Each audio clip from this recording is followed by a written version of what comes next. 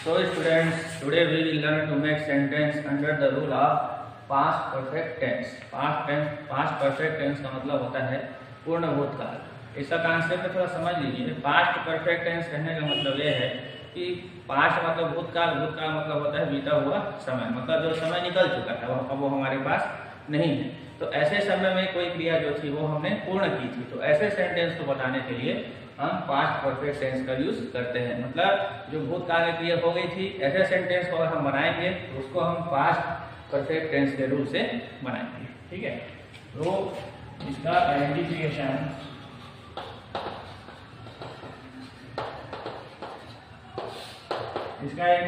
होता है पहचान। आइडेंटिफिकेशन का यूज जो है वो हिंदी सेंटेंस को इंग्लिश सेंटेंस में ट्रांसलेशन करने के लिए इसका हम लोग यूज करते हैं। ठीक है, तो पास्ट परफेक्ट टेंस का होगा चुका था, चुकी थी, चुके। ठीक है, चुका था, चुकी थी और चुके थे। ऐसे जो आएगा हिंदी के सेंटेंस में, उसी को हम लोग पास्ट परफेक्ट टेंस के रूप से बनाएंगे। इसमें ऑक्सिलरी वर्ब होता है इसमें केवल एक ही ऑक्सिलरी वर्ब है। पास्ट परफेक्ट टेंस में एक ही ऑक्सिलरी वर्ब होता है। इसका सभी सब्जेक्ट के साथ आपको इसका यूज करना है। तो इसका नाम लिख देते हैं शॉर्ट में, I, we, you, they, boys, girls, boy, girl, man,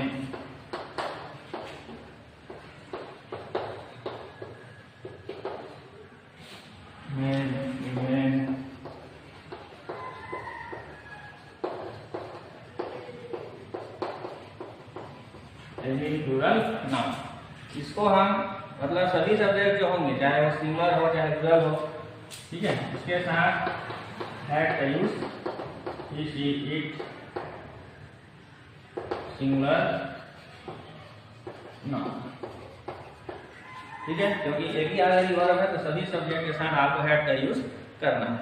ठीक है, इसके बाद इसका स्ट्रक्चर बनेगा अफर्मेटिव का, सब्जेक्ट, हैड, वर्ब का थर्ड फॉर्म, ऑब्जेक्ट का अदर। ठीक है, ये इसका अफर्मेटिव का स्ट्रक्चर है। तो अफर्मेटिव का स्ट्रक्चर जब आप बनाएंगे तो सबसे पहले सब्जेक्ट लिखेंगे, फिर हैड, फिर वर्ब का थर्ड फॉर्म, फिर ऑब्जेक्ट का अदर।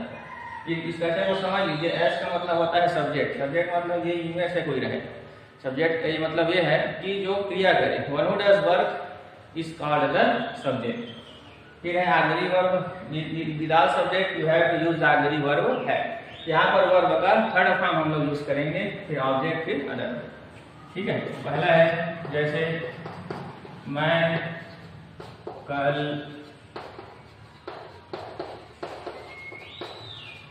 रायपुर गया। ठीक है, मतलब कल रायपुर गया था या कल रायपुर जा चुका था। तो यहाँ पर देखिए सब्जेक्ट आई है, आई में आपको हेड लगाना है।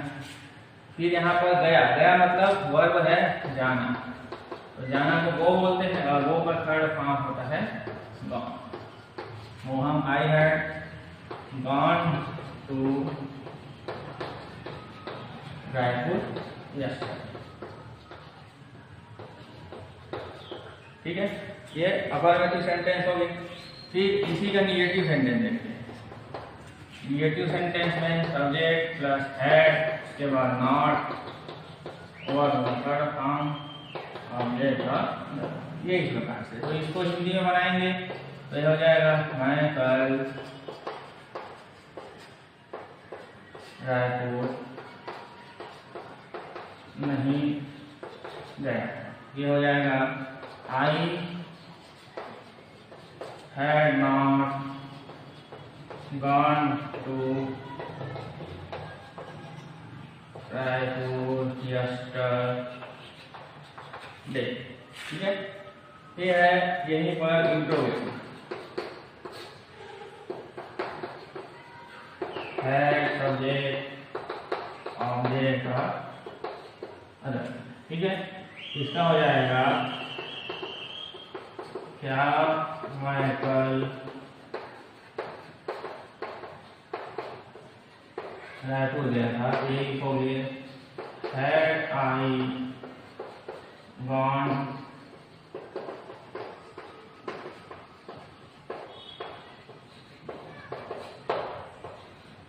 यस, ठीक है, had I gone to Raipur just. यहाँ हम एक एक सेंटेंस बना करके अभी प्रैक्टिस किए हैं।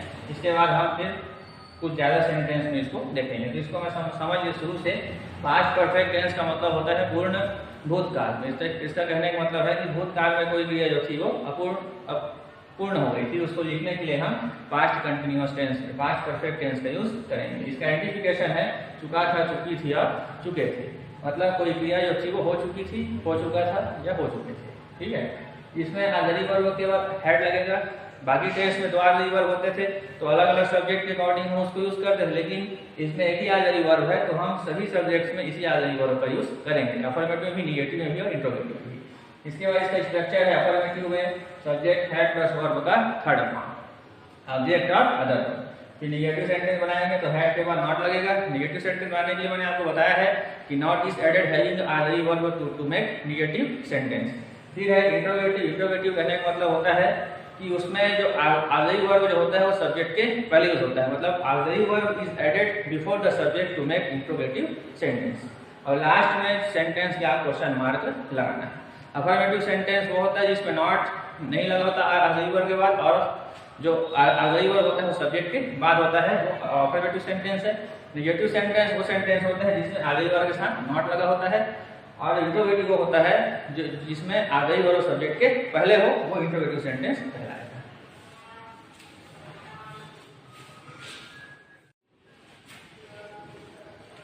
So students, after learning to make sentence under the rule of past perfect tense, we will study some sentence and change into other tense under the topic of duas directed. Duas directed का मतलब पहले भी मैंने आपको बताया था, इसका मतलब निर्देशानुसार हर के लिए होता है। ठीक है, तो निर्देशानुसार मतलब इसमें एक सेंटेंस रहेगा, फिर उसके साइड में ब्रैकेट में उसका इंस्ट्रक्शन रहता है, उसी इंस्ट्रक्शन के अकॉर्डिंग आपको टेंस को चेंज करना है। तो पहला सेंटेंस जिसे मैं लिख रहा हूं, you are getting ready to go to Raipur. ठीक है, ये सेंटेंस लिखा मैंने। इस सेंटेंस को चेंज करना है, चेंज इनटू पास्ट परफेक्ट। ठीक है, एक सेंटेंस लिखा मैंने यहाँ पर, you are getting ready to go to Raipur. तुम रायपुर जाने के लिए तैयार हो रहे हो। इस सेंटेंस को चेंज करना है आपको पास्ट परफेक्ट टेंस में। देखिए, जब भी आप टेंस चेंज करेंगे तो सबसे पहले एक चीज ध्यान रखना कि कोई भी सेंटेंस का जो आएगा आपको टेंस बदलने के लिए, उसमें सबसे पहले जो सेंटेंस दिया गया उसके सब्जेक्ट सेंटेंस के प्रकार को आप पहचान लीजिए कि वो अफर्मेटिव है, नेगेटिव है या इंट्रोगेटिव है। ठीक है, तो ये देखिए सेंटेंस में ऑक्सिलरी वर्ब है, इसके साथ नॉट नहीं लगा है, और ऑक्सिलरी वर्ब सब्जेक्ट के बाद है, मतलब ये अफर्मेटिव सेंटेंस होगा। इसका मतलब है कि इसको पास्ट परफेक्ट के अफर्मेटिव से हम लोग ट्रांजिशन करेंगे, मतलब उसको चेंज करेंगे। फिर हो जाएगा सब्जेक्ट है वर्ब का थर्ड फॉर्म ऑब्जेक्ट का, ये हो गया। तो सब्जेक्ट है इसका यू में आपको हेड लगाना है। फिर है थर्ड फॉर्म, गेटिंग का थर्ड फॉर्म होता है गॉट। उसके बाद पूरा ए टू जेड आपको लिख देना है, गो टू राइट। ठीक है, जब भी आप टेंस चेंज करेंगे तो जो ऑक्सिलरी वर्ब होता है और उसका मेन वर्ब का फॉर्म, यही बस आपको चेंज करना है। दोनों सेंटेंस में देखिए केवल यही पर चेंजेस हुआ है, बाकी यू ही है और जेडी इसी प्रकार से लिखा रहेगा। ठीक है, मतलब जब भी आप ऑक्सिलरी वर्ब या टेंस से आप चेंज करते हैं तो केवल ऑक्सिलरी वर्ब को पूरा का पूरा चेंज कर दीजिए, और जो मेन वर्ब दिया है उसके फॉर्म को आपको बदलना है। ठीक है, वर्ब को नहीं बदलना है, वर्ब के फॉर्म होते हैं, वर्ब के फॉर्म होते हैं 5, फर्स्ट, सेकंड, थर्ड, फोर्थ, और वर्ब का फर्स्ट फॉर्म एस या ईएस प्लस उसके बाद टू प्लस वर्ब का फर्स्ट फॉर्म, इतने फॉर्म होते हैं वर्ब के। दूसरा है इसी में दे लर्न टू टीच। इसको ही बदलना है past perfect. Past perfect tense में, तो पास्ट परफेक्ट टेंस से बदलेंगे तो इस सेम प्रोसीजर है, ये भी अफर्मेटिव है। यहाँ दे लगाएंगे, दे के बाद हम हैड लिखेंगे, हैड लर्न हो जाएगा टू टीच। ठीक है, इस प्रकार से बनेगा। थर्ड है इसी में, you do not sell fruits. इसको ही हमको बदलना है पास्ट परफेक्ट टेंस। ठीक है, तो पास्ट परफेक्ट में बदलेंगे। तो ये देखिए, ये निगेटिव सेंटेंस है, ये हो जाएगा यू।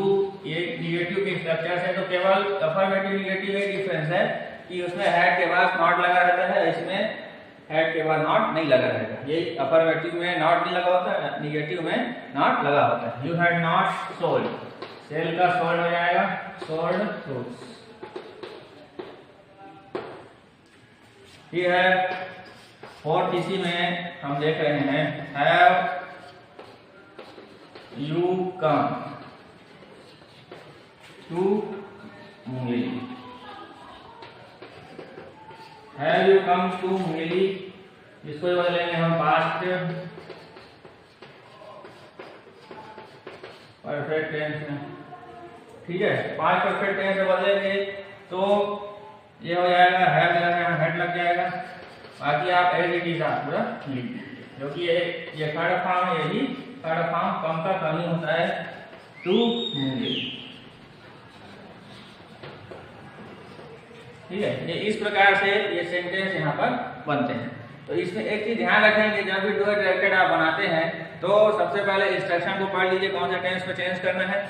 प्रत्येक टेंस में आपको 3 स्ट्रक्चर बताया गया, अफर्मेटिव, निगेटिव और इंट्रोगेटिव, और उसको आप ध्यान में रखिए कि ये जो सेंटेंस आपको दिया गया है, इसका सेंटेंस का प्रकार को आप आइडेंटिफाई कर लीजिए। फिर जो टेंस बदलने बोल रहा है, उसी टेंस के उसी प्रकार का जो सब्जेक्ट है, अफर्मेटिव है तो अफर्मेटिव, निगेटिव इंट्रोगेटिव है तो इंट्रोगेटिव में आप उसको बदल सकते हैं। ठीक है, एक चीज आप ध्यान रखेंगे, जब भी टेंस चेंज करेंगे तो उसमें केवल वर्ब का फॉर्म चेंज होगा और मेन वर्ब पूरा का पूरा चेंज हो जाता है।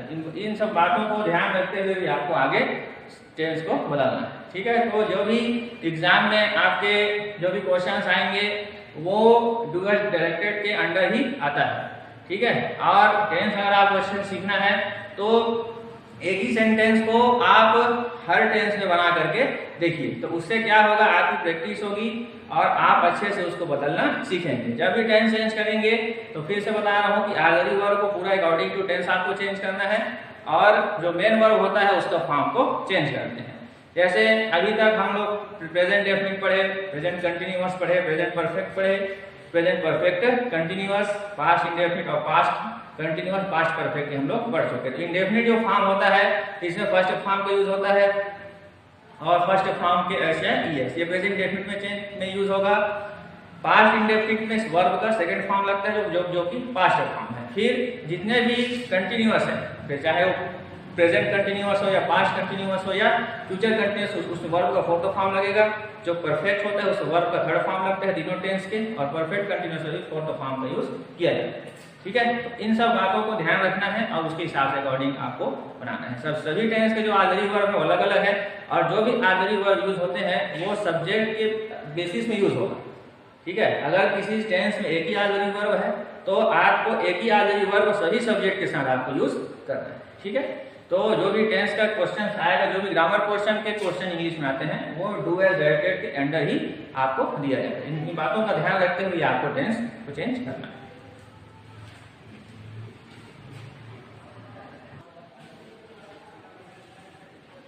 आगे हम लोग डू एज डायरेक्टेड में हम लोग पढ़ेंगे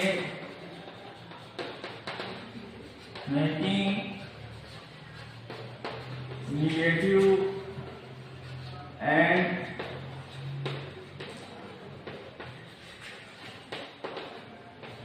इंट्रोगेटिव सेंटेंस फॉर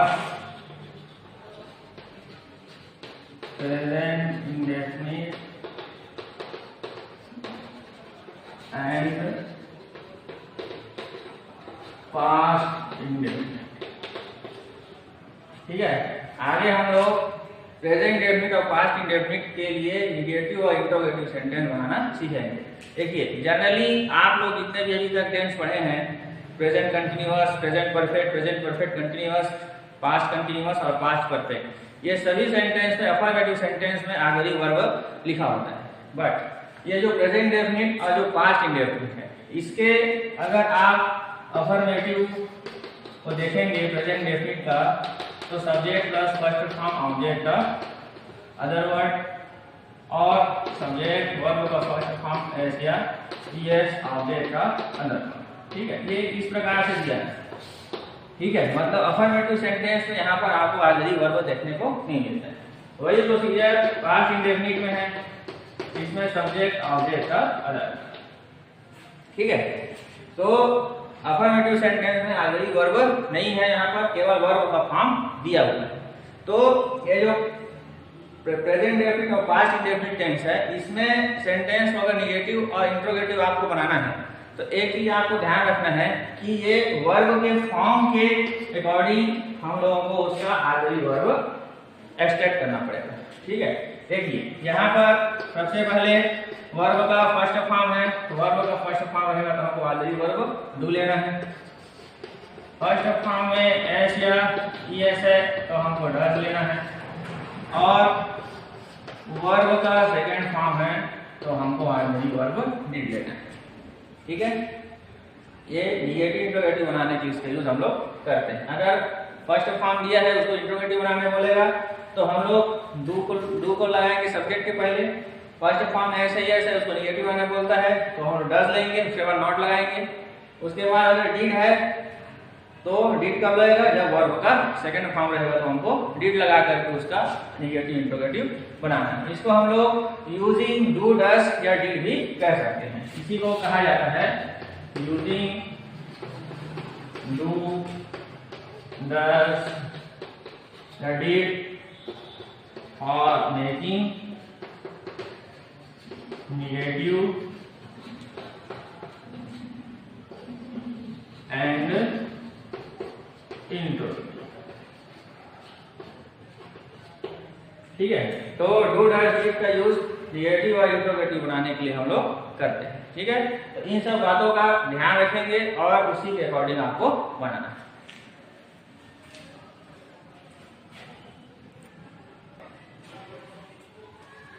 तो स्टूडेंट्स, अभी हम लोग डू डज और डिड का यूज करके निगेटिव इंट्रोगेटिव बनाना सीखेंगे। ठीक है, using do does did to make negative and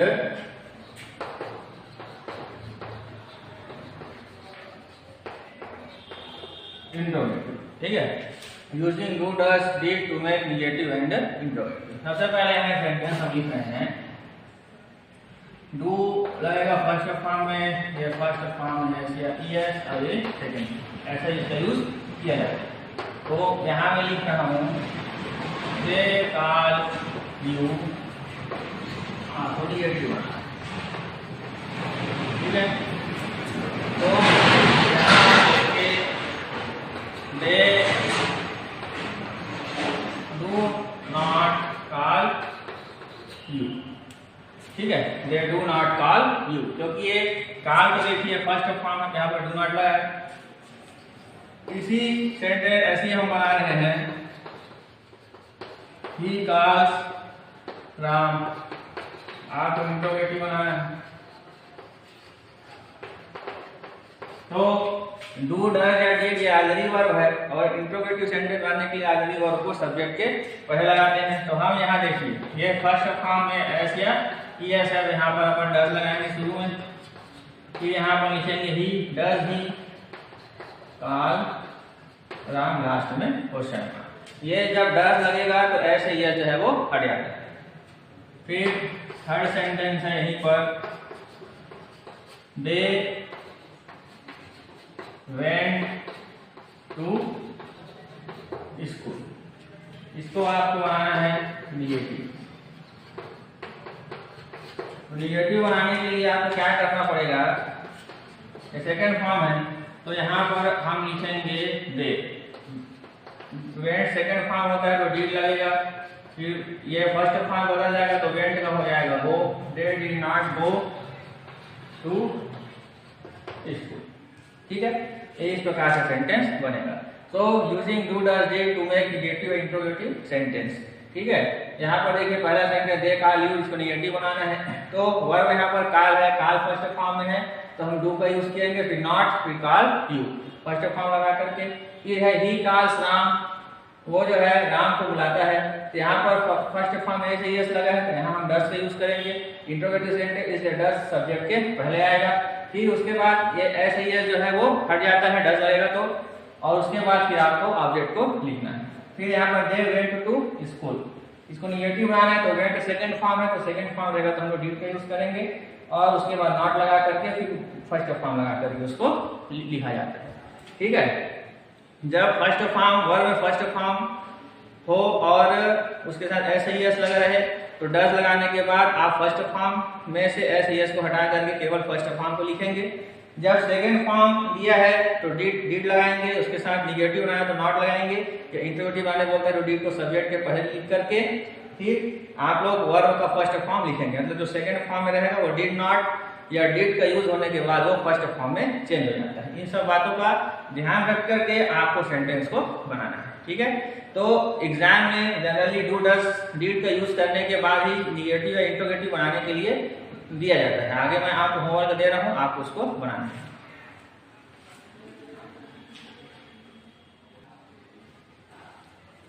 So students, here some questions for you to solve. यहाँ आपको कुछ क्वेश्चन मैंने दिया हुआ है, आपको उसको सॉल्व करना है। पहले आप समझ लीजिए ऐसे शी डज हर वर्क, वह अपना कार्य करती है, आपको इसको निगेटिव बनाना है। ठीक है, देखिए इसमें आपको डज दिख रहा है, डज ऑलरेडी वर्ब होता है। ठीक है, लेकिन यहाँ पर डज जो है वो मेन वर्ब है। मतलब यहाँ पर इसके फर्स्ट फॉर्म में ऐसे यस लगा है तो ऑलरेडी वर्ब आप डज लेंगे, फिर आप नॉट लगाएंगे, फिर ये डज एस यस को हटाएंगे तो डू बन जाएगा। ठीक है, तो she does not do her work, इस प्रकार से इसका आंसर होगा।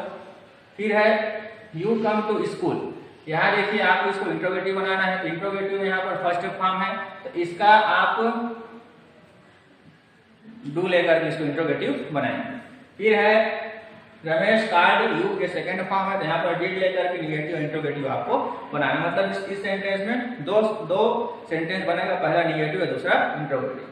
फिर थर्ड है you selected correct option change into past perfect, यहाँ पर आपको टेंस चेंज करना है। जो टेंस आप पास्ट परफेक्ट आप पढ़े हैं उसमें आप इस सेंटेंस को क्या करेंगे, चेंज करेंगे। फिर है she came to school change into present continuous, इस सेंटेंस को आप प्रेजेंट कंटिन्यूअस में चेंज करेंगे। ठीक है, जब भी टेंस चेंज करते हैं तो आपको उसका जो सबसे पहले उस सेंटेंस का प्रकार आप आइडेंटिफाई कर लीजिए कि किस प्रकार का सेंटेंस है, अफर्मेटिव है या निगेटिव है या इंट्रोगेटिव है। इसको आप आइडेंटिफाई कर लेंगे, उसके बाद आपसे जो सेंटेंस है वो टेंस चेंज करते हैं अच्छे से आसानी से बन जाएगा। ठीक है, तो टेंस का जो भी क्वेश्चन होता है वो आपको डू एस डायरेक्टेड के अंडर ही आएगा और उसी के अकॉर्डिंग ही आपको उसको चेंज करना है। जब भी आप टेंस चेंज करेंगे तो उसका सेंटेंस का प्रकार पहचान लीजिए। फिर जिस टेंस में चेंज करने बोल रहा है उस टेंस में भी 3 स्ट्रक्चर होंगे, सभी टेंस में आपको 3 स्ट्रक्चर बताया गया है, उसी के अकॉर्डिंग आपको आगे उसमें बढ़ना है। ठीक है, और टेंस सीखने के लिए सबसे अच्छा तरीका यह है कि एक सेंटेंस आपको जो दिया गया है उस सेंटेंस को आप हर टेंस में चेंज करके देखिए।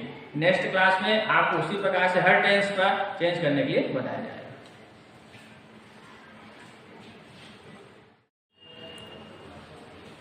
So students, we will learn to make sentence under the rule of past perfect continuous. Past perfect continuous tense का मतलब होता है भूतकाल में कोई क्रिया किसी समय से अपूर्ण थी। ठीक है, ये टेंस जो है वो प्रेजेंट परफेक्ट कंटिन्यूअस के ही सिमिलर है। प्रेजेंट परफेक्ट कंटिन्यूअस टेंस में हमने सीखा था कि वर्तमान समय में कोई क्रिया किसी समय से अपूर्ण है। जैसे मैं 2 घंटे से पढ़ रहा हूँ, मैं पढ़ रहा हूँ लेकिन मेरे पढ़ने का समय जो है मैंने 2 घंटा पूर्व स्टार्ट किया था, ठीक है। तो यहाँ पर है पास्ट परफेक्ट कंटिन्यू, मतलब भूतकाल में आपने कोई क्रिया किसी समय से शुरू की थी या वो उस समय किसी समय से अपूर्ण था, उसको लिखने के लिए हम पास्ट परफेक्ट कंटिन्यूअस टेंस का यूज करेंगे। फिर यहाँ पर देखते हैं हम आइडेंटिफिकेशन। आइडेंटिफिकेशन का मतलब होता है पहचान। सो हिंदी सेंटेंस में अगर से रहा था, से रही थी और से रहे थे अगर लिखा हुआ है तभी आप उसको present perfect past perfect continuous से उसको ट्रांसलेट करेंगे, अदरवाइज आपको उसको शुरू से ट्रांसलेट नहीं करना है। फिर है ऑक्सिलरी वर्ब, इसमें हेड और बीन लगता है, ठीक है। और हेड जो है वो लास्ट टेंस में मैंने आपको बताया था कि you have to use had with all subject, सभी सब्जेक्ट्स के साथ आपको हेड का यूज करना है और उसके साथ आपको बीन लगाना है, ठीक है। तो बीन जो है वो हेड और बीन एक साथ आपको यूज करना है। लेकिन प्रेजेंट पास्ट परफेक्ट कंटिन्यूअस में भी प्रेजेंट परफेक्ट कंटिन्यूअस की तरह सिंस और फार का यूज होता है। सिंस और फार जो है ये प्रीपोजिशन है और ये समय के लिए इसका यूज हम लोग करते हैं। तो सिंस का यूज मैंने लास्ट टाइम आपको बताया था, इसका यूज पॉइंट ऑफ टाइम के लिए होता है और फार का यूज होता है पीरियड ऑफ टाइम, ठीक है। पॉइंट ऑफ टाइम के लिए सिंस का यूज करेंगे, पीरियड ऑफ टाइम के लिए फार का यूज करेंगे, ठीक है।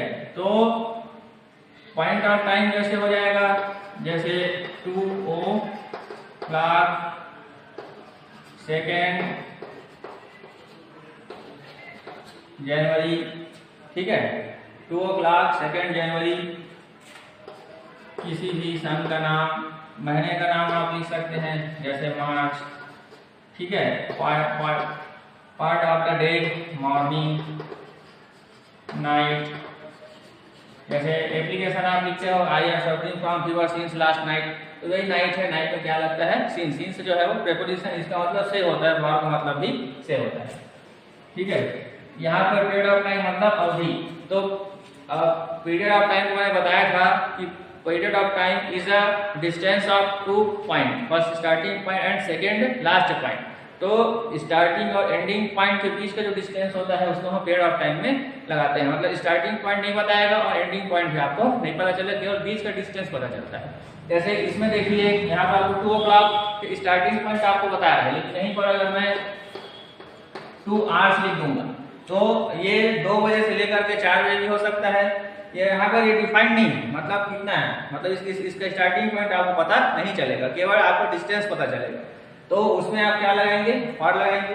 बट जहाँ पर स्टार्टिंग पॉइंट आपको पता चलता है एग्जैक्ट, वहां पर आप क्या लगाएंगे, सिंस लगाएंगे। 2 hours हो गया।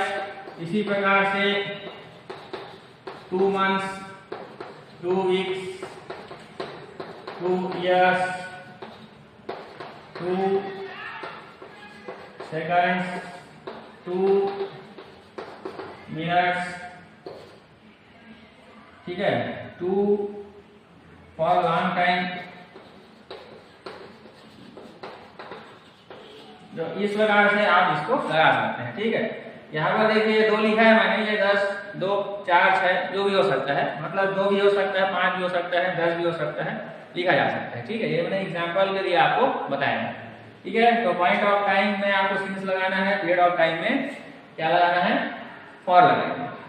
तो यहाँ पर पॉइंट ऑफ टाइम कहने का मतलब है उसका स्टार्टिंग पॉइंट वो रहेगा और जो पीरियड ऑफ टाइम होता है उसमें केवल आपका जो एक स्टार्टिंग पॉइंट और एंडिंग पॉइंट के बीच का डिस्टेंस को बताएगा, उसमें हम फॉर लगाएंगे और उसमें हम जो point of time starting point बता रहे हैं उसमें हमको सिंस का यूज करना है।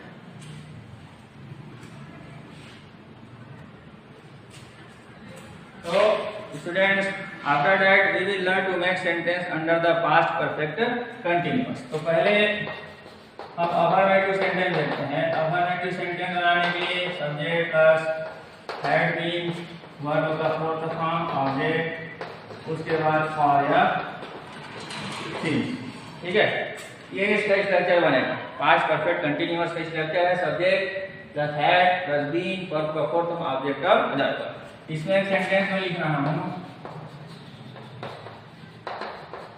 मैं 2 घंटे से पढ़ा रहा हूं, ठीक है। सो यहाँ पर आ जाएगा मैं 2 घंटे से पढ़ा रहा हूँ, ठीक है।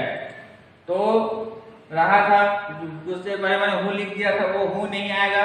अगर हूँ लिखेंगे तो ये इस स्ट्रक्चर से नहीं बनेगा, इसलिए हमको यहाँ क्या लिखना है, था।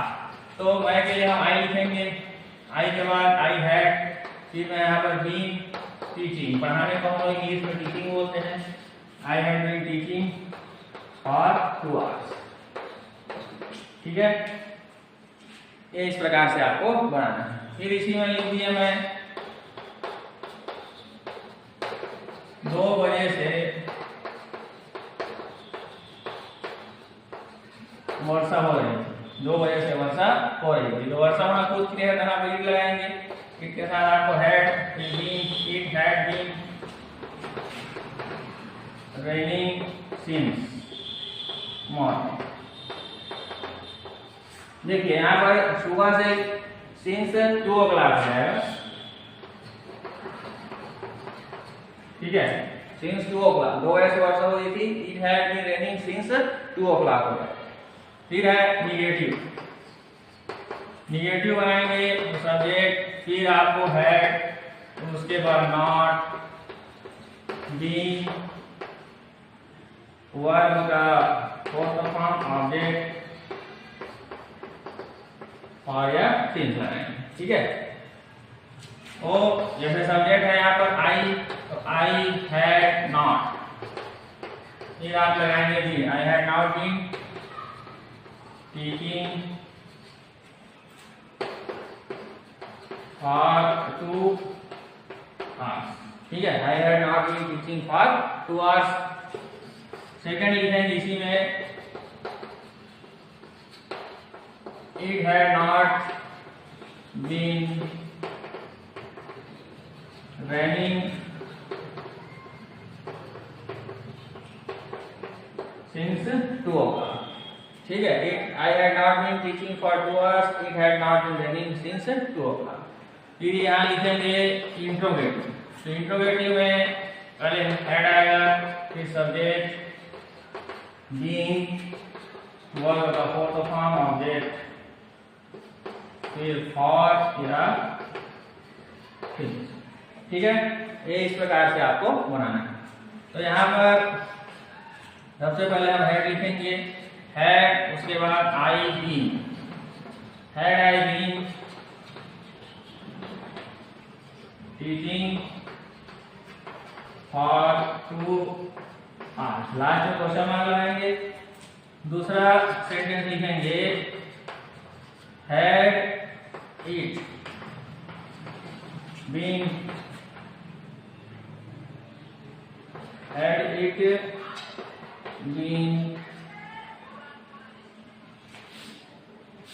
had it been raining